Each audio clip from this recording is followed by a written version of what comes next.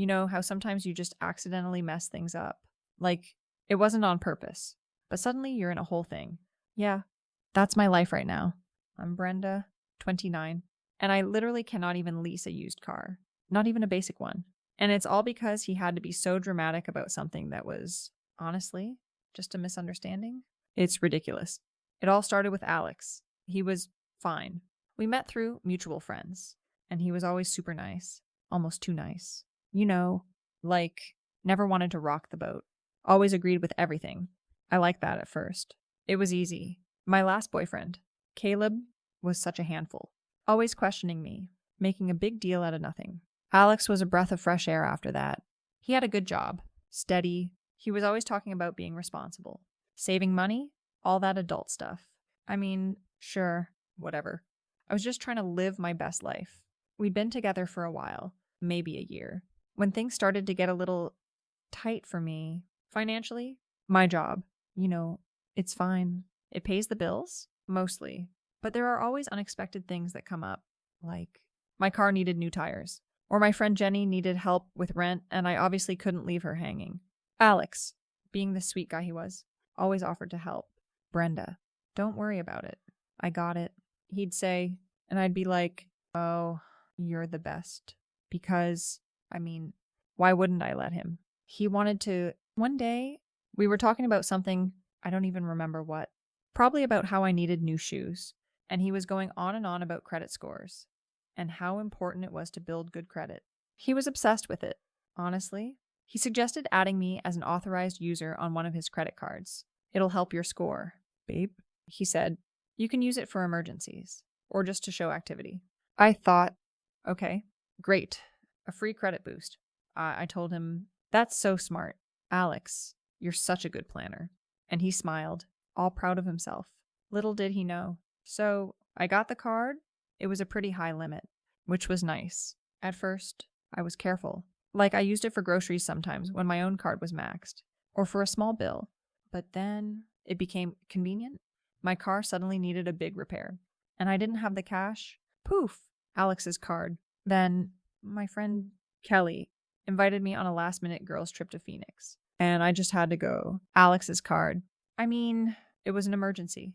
My mental health needed that trip, and I figured I'd pay him back. Eventually, I always had good intentions. The thing is, Alex started getting twitchy. Like, he'd look at the online statements. He'd say, hey, Brenda, I noticed a few charges here. Are these the emergencies we talked about? And I'd just roll my eyes internally. Between us, he was being so dramatic. I'd be like, oh, those, yeah, that was, for that thing with my car. Or that time I got sick and had to buy special medicine. I'd make up something quick, and he'd just nod, looking confused. Seriously, it wasn't that big a deal. It was his card, but I was authorized. Right. It was our card. Essentially, that's how I saw it. One time, he saw a charge for a new handbag. It was a really nice one. I deserved it. He showed me the statement. All quiet, like he was trying not to explode. Brenda, this is a several $100 handbag. Is this really an emergency? He asked, his voice low. I just looked at him, feeling my eyes well up a little. Alex, I said, my voice shaky. I've been under so much stress at work. My boss is being such a pain-o, and I just needed something nice to make me feel better. You know how important self-care is for my anxiety. I thought you understood me. He instantly backed down. He always did when I got a little emotional. Said he was sorry for making me feel bad. See, it always worked. But then the statements started piling up, and I kept forgetting to tell him about some of the bigger purchases. Or I'd tell him, oh, that was for something you actually benefited from. Remember? Like that dinner we had, or that gift for your mom, even if it wasn't.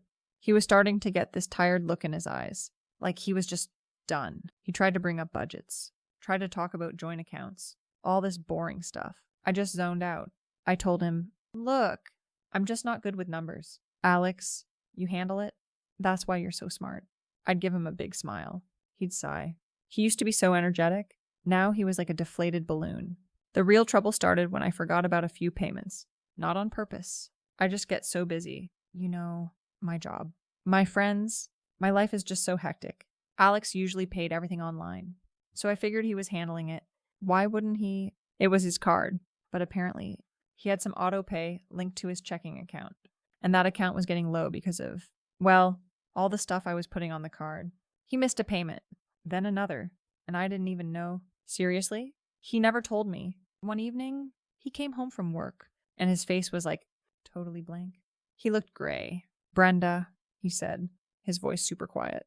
My credit score just dropped over 100 points. We missed 2 payments on the card, and another one is due this week. There's a huge balance. My stomach dropped, but I quickly recovered. What? Alex, why didn't you tell me? I thought you were handling it. This is your card, I said, my voice rising. I mean, honestly, how could he let that happen? He was the responsible one. He just stared at me. Brenda, I told you I was getting worried about the spending. I asked you multiple times about the charges. I thought we were going to rein it in, and you just kept ignoring me. He actually used the word ignoring like I was a child. I did not ignore you, I shot back. I just assumed you were paying it. I have so much on my plate. I can't keep track of every single thing. This is your mistake. Alex, for not telling me the account was low. This is so unfair. I started tearing up again. He just walked away into the bedroom and shut the door. He actually slept on the couch that night. The nerve?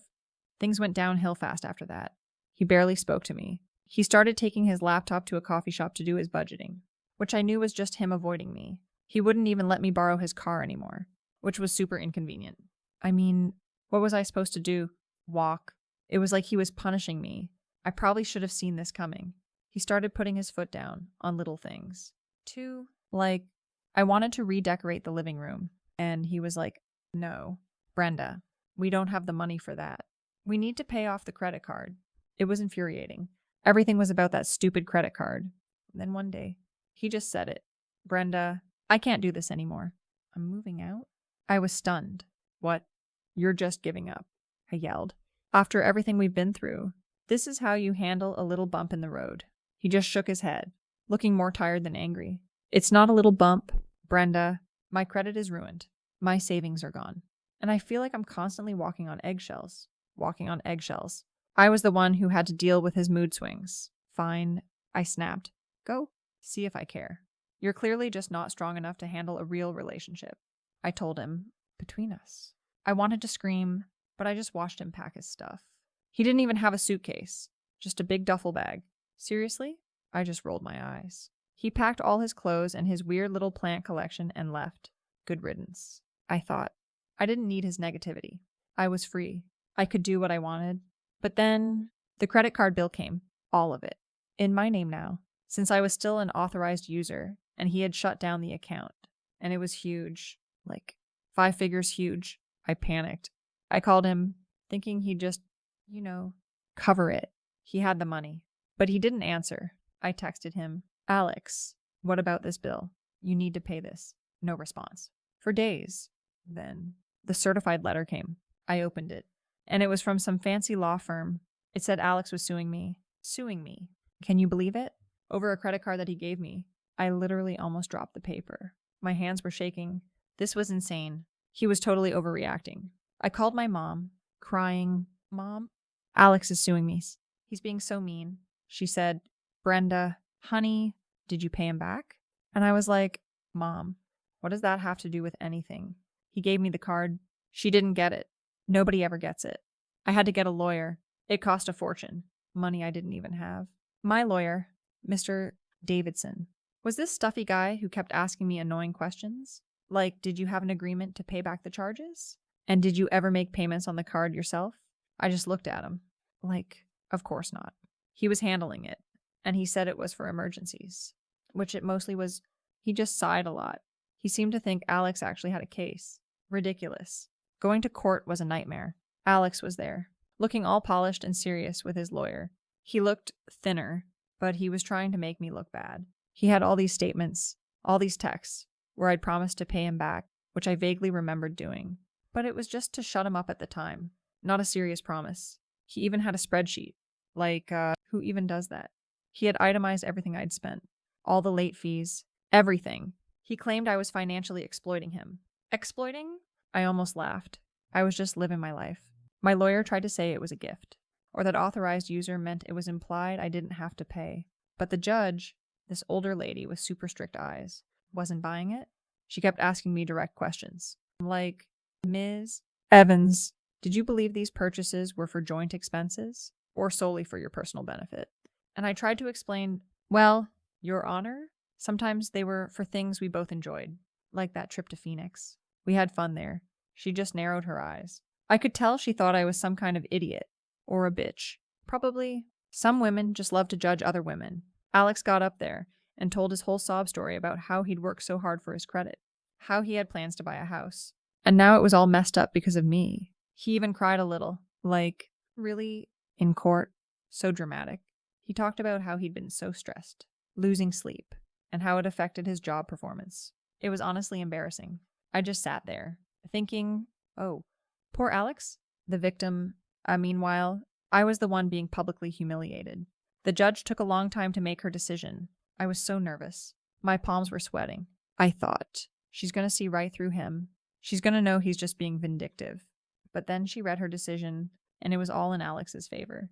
Every single penny, she ordered me to pay back the full amount, plus all the late fees, plus his legal fees, and then some for emotional distress. Emotional distress.